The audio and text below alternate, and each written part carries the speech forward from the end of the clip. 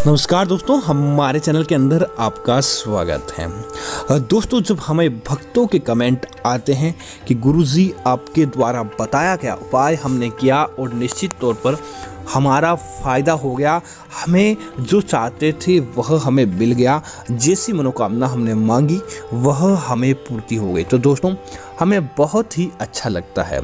जैसे दोस्तों आज हमें बिहार के आरा जिले की रहने वाली शिवानी गुप्ता ने बताया कि आपकी वजह से हम जो चाहते थे, समाज के अंदर हमारा मान सम्मान नहीं था, लेकिन हमने शिवरात्रि के दिन अब भोलेनाथ का बेलपत्र का उपाय किया, जिससे हमें निश्चित तौर पर फ़ायदा हुआ और समाज के अंदर हमारी इज्जत बढ़ गई। जो लोग हमें नहीं पहुंचाते थे या हमसे बात करना नहीं चाहते थे, वह भी लोग हमसे बात करते हैं, तो हमारा मन भी प्रसन्न रहता है और पैसों की कमी नहीं है।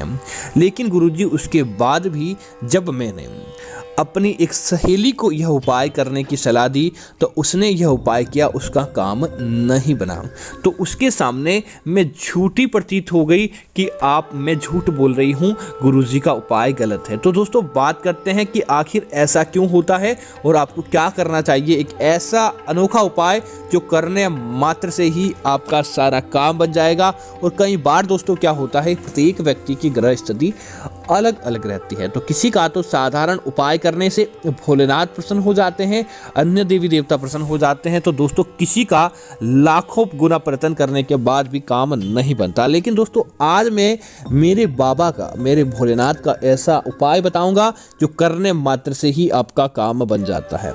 तो दोस्तों क्या करें कि जिस प्रकार आप सोमवार का व्रत कर चुके हैं, 16 सोमवार का व्रत कर चुके हैं, प्रदोष का व्रत कर चुके हैं, आप भोलेनाथ के निमित्त हर प्रकार का उपाय कर सके हैं, माँ दुर्गा का, माँ लक्ष्मी का व्रत कर चुके हैं, उसको फायदा प्राप्त नहीं होगा।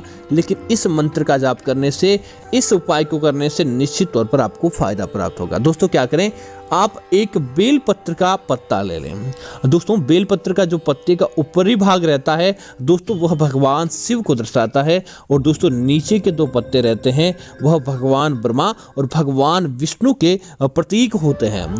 दोस्तों ऊपर का जो बीच का पत्ता रहता है, उस पत्ते को जो डंडी पकड़े रहती है, उस डंडी को दोस्तों भोलेनाथ का आशीर्वाद माना जाए या भोलेनाथ का प्रतीक कहा जाए, तो दोस्तों वह डंडी माता जगत जननी, जगत अम्बे, महागौरी, माँ पार्वती को दर्शाती है, माँ दुर्गा को दर्शाती है।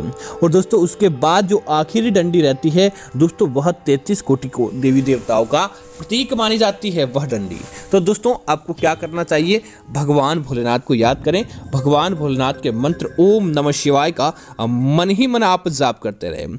और जाप करने के बाद बस दोस्तों आपको क्या करना चाहिए, शहद लें, आपके आसपास कहीं भी अच्छा शहद मिल जाता है तो वह शहद लें, या फिर शहद आपको प्राप्त नहीं होता तो दोस्तों गुड़ को पानी के अंदर मिलाएं, उसके अंदर घी या गुड़ को घी के अंदर मिलाकर गीला कर लें। और उसके बाद बेलपत्र का दोस्तों जो खुरदरा भाग रहता है, ऊपर का भाग जो भगवान शिव को दर्शाता है, उसके ऊपर आप शहद या गुड़ घी के साथ मिलाकर लगाएं। और उसके बाद आपके आसपास कहीं भी भोलेनाथ का मंदिर है तो वहां पर जाकर शिवलिंग को दोस्तों वह बेलपत्र स्पर्श करा दें। उसके बाद ओम नमः शिवाय का मन ही मन जाप करें और आपको लगातार 5 लोटे जल भगवान भोलेनाथ को अर्पित करना है। उसके बाद शिवलिंग के चरणों के अंदर अर्थात जहाँ से जल गिरता है वहाँ पर आपको अपना हाथ रखकर जो भी आपकी मनोवांछित इच्छा है भोलेनाथ से बोल देनी है। कोई प्रकार का काम है जो आपका नहीं बन पा रहा है तो वह भोलेनाथ से बोल देना है, और बोलकर आपको अपने माथे पर शिवलिंग का दोस्तों जो जल रहता है वह जल अपने माथे पर लगा लेना है, और कुछ जल की बूंदें आपको प्रसाद के रूप में ग्रहण करनी है। और दोस्तों उसके बाद क्या करें, आप एक दीपक जलाएं। दीपक के अंदर दोस्तों आप क्या करें, बेलपत्र की जो पत्ती ऐसे ही एक हो जाती है या टूट जाती है, उस बेलपत्र की पत्ती को उस दीपक के नीचे रखना है। और रखने के बाद भोलेनाथ से वापस उस कार्य की पूर्ति या जो आपका काम लाख उपाय करने के बाद भी नहीं बन पा रहा था उस उपाय की मनोकामना मेरे भोलेनाथ से मांग कर देखिए। उसके बाद दोस्तों आप चुपचाप अपने घर की तरफ आ जाइए और रात्रि को अच्छी नींद लीजिए। जब आप सुबह उठने के बाद एक बेलपत्र का पत्ता अपने नहाने वाले पानी के अंदर डालकर स्नान कर लें। अगले दिन से ही दोस्तों आपको भोलेनाथ का चमत्कार देखने को मिलेगा। जो आप चाहते थे वह आपका काम बन जाएगा।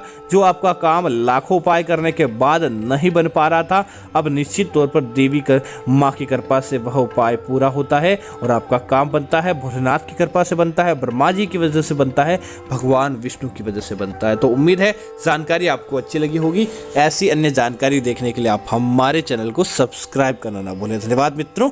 जय श्री राम मित्रों।